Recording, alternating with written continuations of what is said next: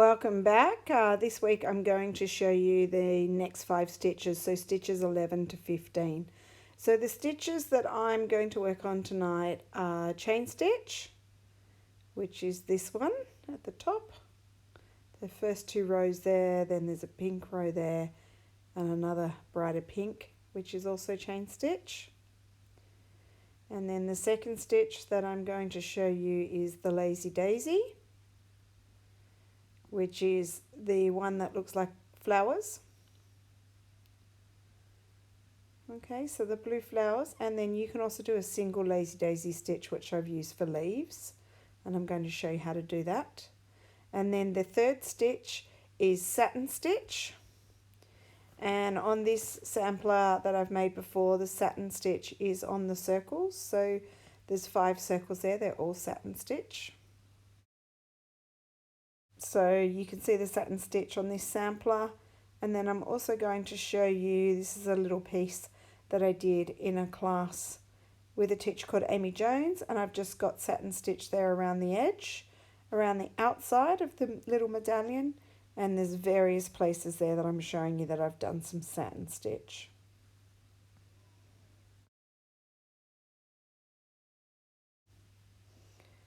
Now the 4th stitch that I'm going to show you is Herringbone Stitch. So that is on the sampler in the orange here, the variegated orange, and then the peachy colour underneath. 2 different types of herringbone. And then the 5th stitch I'm going to show you today is called Fly Stitch. So this lavender line here is Fly Stitch, and then underneath I've done detached Fly Stitch where the single stitches aren't connected. So the first stitch that we are starting with tonight is called Chain Stitch. So you start off with your quilter's knot and you pull the thread up through the fabric, and then you go back into that same hole and just underneath and then back up through the fabric just a little bit ahead. Then you wrap the thread under the needle so the needle's caught it, and then you pull the needle through, which will pull the thread through, and you will create your first stitch. So you see you pull it and it's caught by that thread, so you're creating your first stitch. Then you do the exact same thing, back in through the same hole, back up through the fabric just slightly ahead, make sure the thread is wrapped around the needle. You can see I've wrapped it around, and you pull it through to make your second stitch. So I'll show you one more time before speeding up the video. So back in through the same hole, just slightly ahead, wrap the thread around the needle, pull the needle through to create your third stitch. And you keep going to the end, and then I'll show you what happens at the end.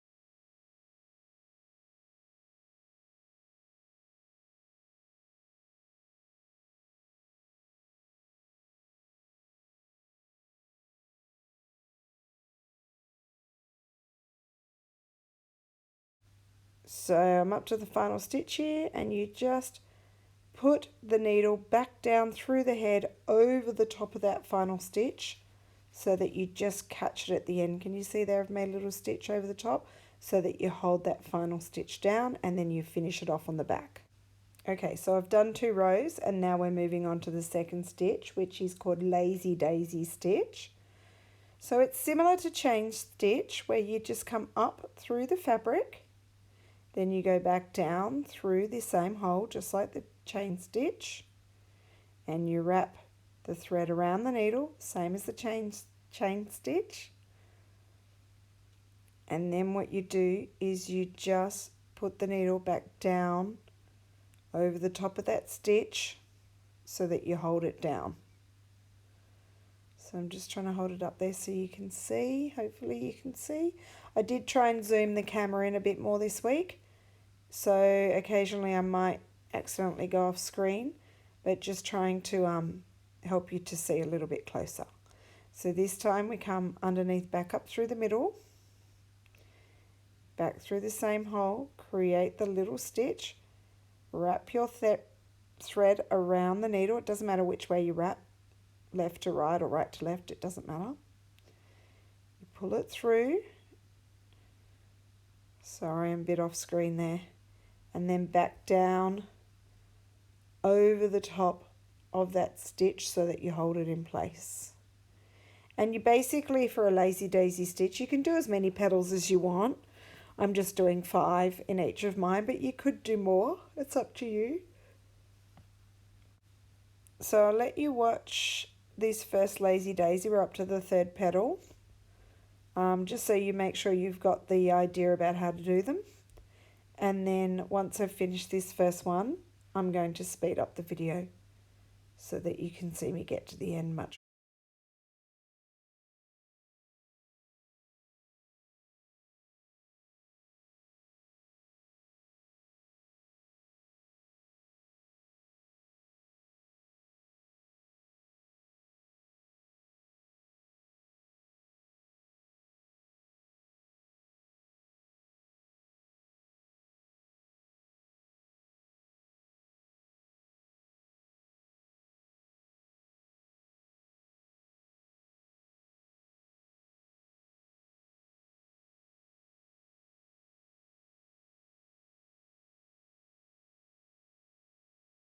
Okay, so that was the first one done, and now I've just forwarded through, so I've actually done 5 different Lazy Daisies.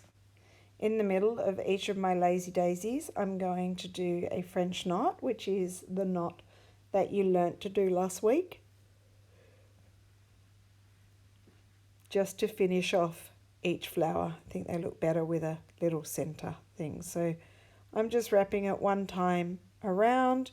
I'm using 6 strands of stranded cotton just because I want the knots to be small. I don't want them to be too big.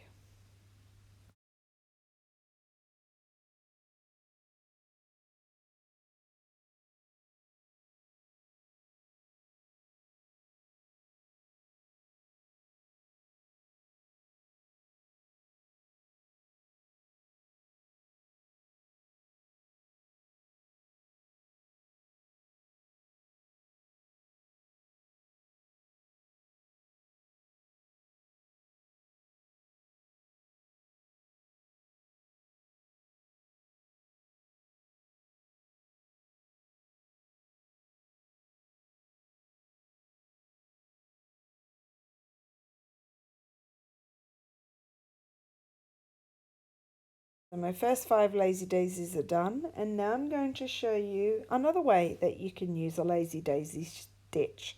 So the first thing I'm going to do is just a running stitch in a green thread, and then I'm going to whip it.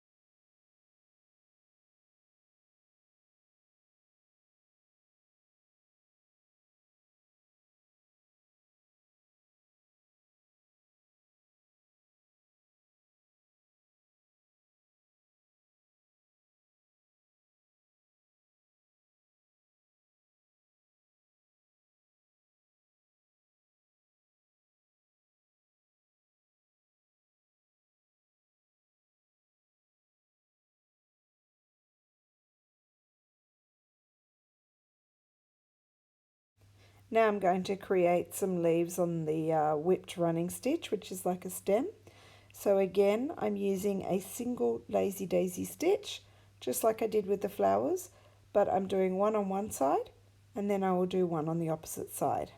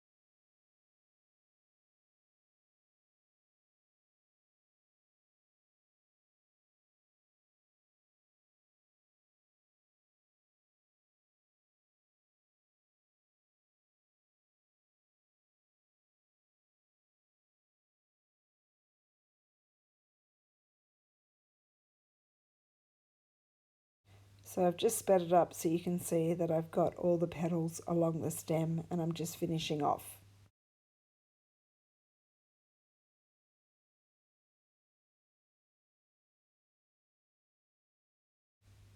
This is going to be stitch number 3, which is Satin Stitch.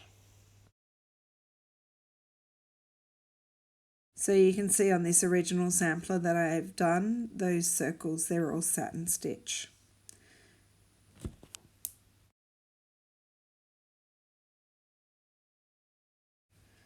So I grabbed my Pilot Friction pen. I think Rachel used this in one of her videos, and I'm just drawing a simple shape, like a leaf shape. And these pens do disappear when you heat them with an iron. I have heard, and I think Rachel might have mentioned this, that sometimes the ink can come back, but I believe if you just re-iron it and heat it up, it'll disappear again.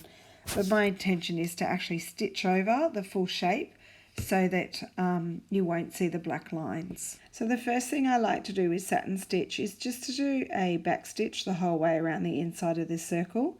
And then what you'll do is you'll actually stitch over where the back stitch is, so you won't be able to see it. But I just feel like it lifts up your embroidery a little bit better and it looks good when you do Satin Stitch.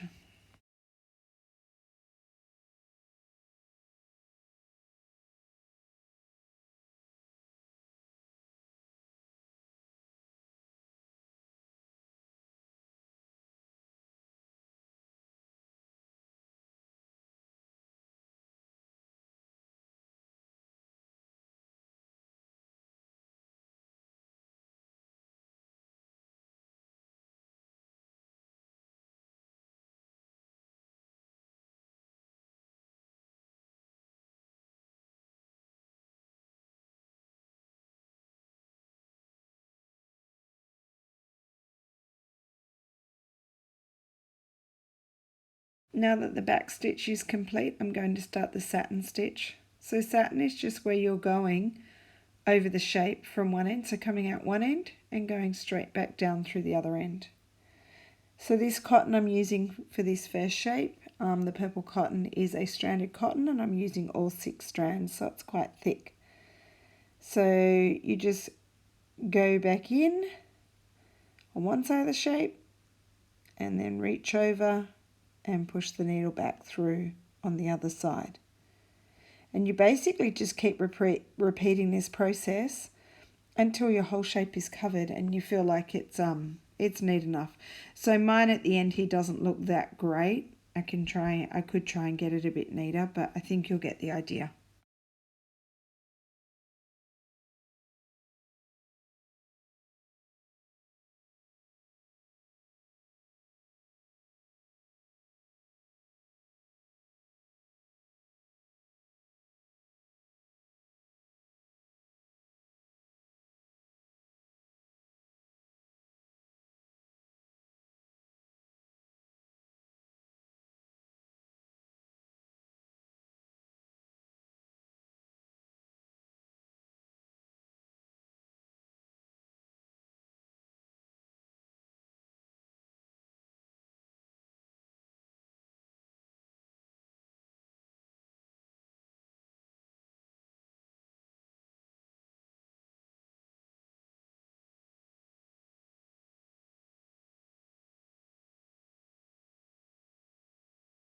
So my purple shape's done. Now I'm using a rayon thread, which is quite slippery. It feels a bit like silk. And I'm going in a different direction. So from top to bottom, covering what's in the middle, but this time I didn't do back stitch in between. So you'll be able to see it's not quite as raised when I'm finished. It's just a different technique. You can do whichever one you prefer.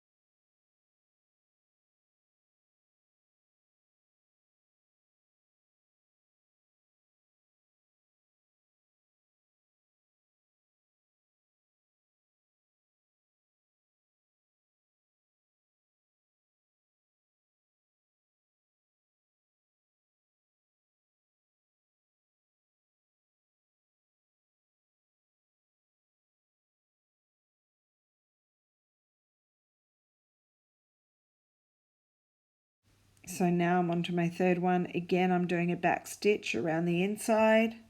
And this is a thicker cotton. This is one that they use for doing things like knitting socks, and it's a variated colour. And I actually think this one turns out the best.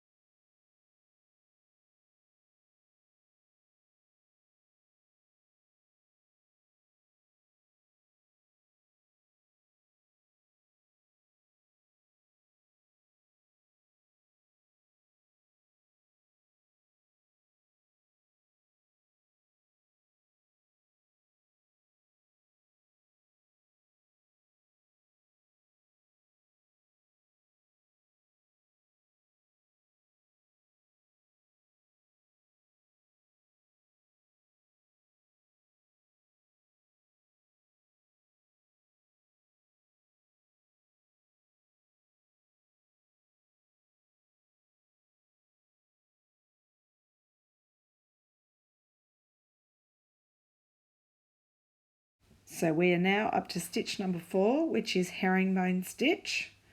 So coming up through the fabric like any other stitch. Now this is kind of like the cross stitch, but it's much more open. In fact, Rachel showed what she called long-legged cross stitch last week, which I think was supposed to be long-armed cross stitch, but it actually was herringbone stitch that she did. So by widening it up the way she did, she actually created herringbone stitch. So sorry, I'm a little bit at the bottom of the screen there, but hopefully you get the idea. So what you're doing is you're making small crosses. So you pull the thread across the stitch to make the cross. Then you go under and back up towards the start in just a small stitch, and then you cross over and go under and back up, back towards the start. And you keep doing this until you get to the end.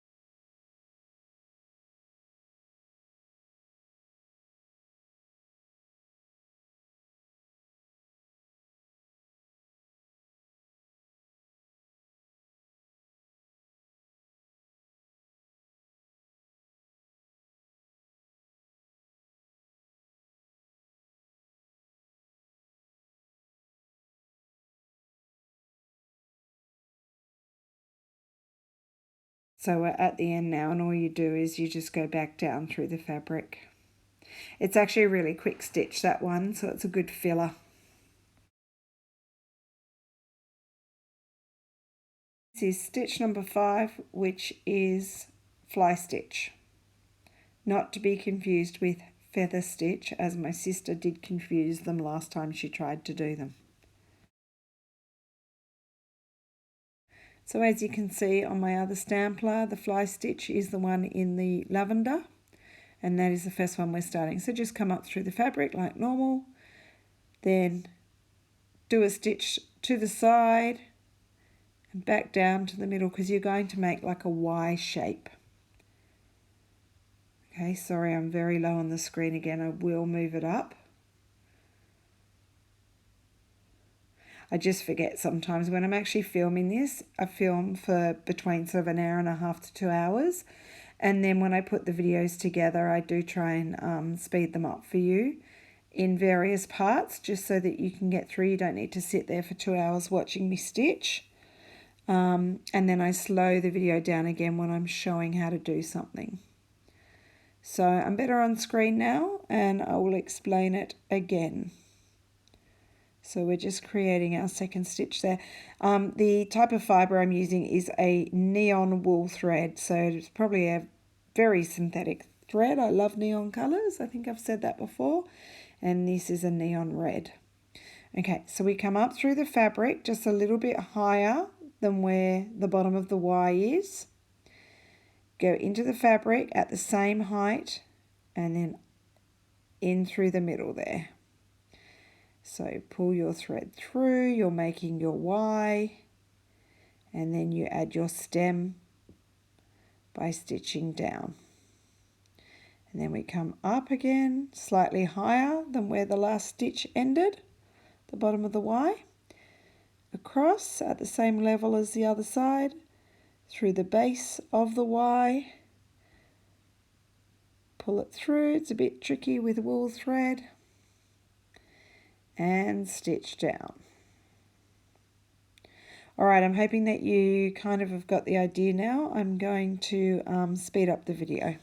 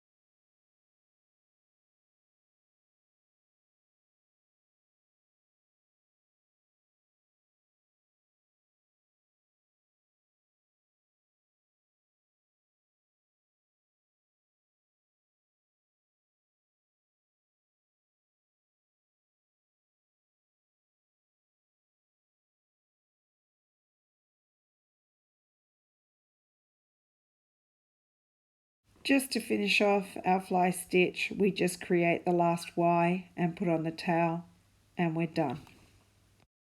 I actually really like the fly stitch. I think it looks good, especially in that bright wool.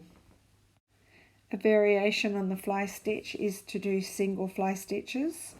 So again, this is quite a quick stitch. We're creating Ys, but we're not attaching them.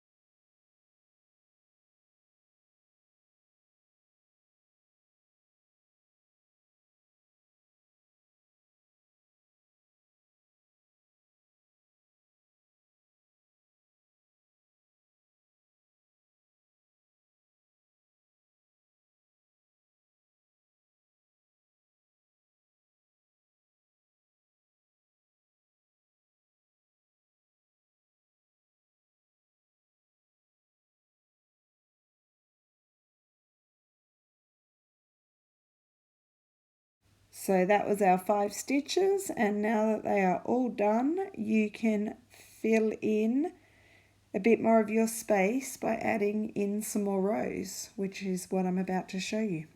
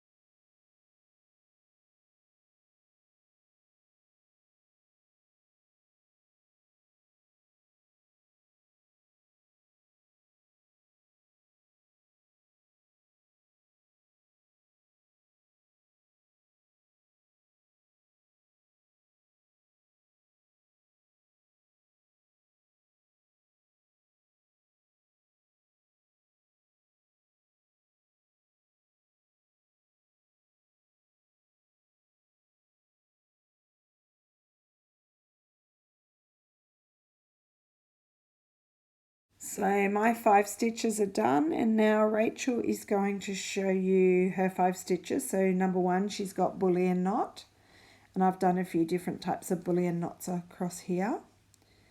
Then number 2 for her is couching. This is one of our favourite stitches for both of us, and I've done a few rows of it as well. Just some different ways of doing couching: over wool, over a textured ribbon, and then over multiple strands of wool with the fluffy end sticking out. So her 3rd stitch is blanket stitch, and I've done like a double blanket stitch, but Rachel will show you how to do that. So I've got a purple row and a green row. And then her 4th one, which I haven't done on my sample yet, I'll get that done and show you later. But I'm just going to lift this up a bit higher. There in the middle there's some weaving where I'm pointing to. So that is the 4th thing that she's going to show you. And the 5th thing, another favourite, is turkey work. So that light green and white is actually called turkey work. So that's what Rachel will be showing you how to do. I hope you enjoyed looking at the 5 stitches for today from me. So they are stitches 1 to 15. And I must say thank you everyone for sharing your samplers so far, and I know there's more people working on them. Rach and I have really enjoyed seeing the different things that you're doing. So I'll be back soon with another video. Bye.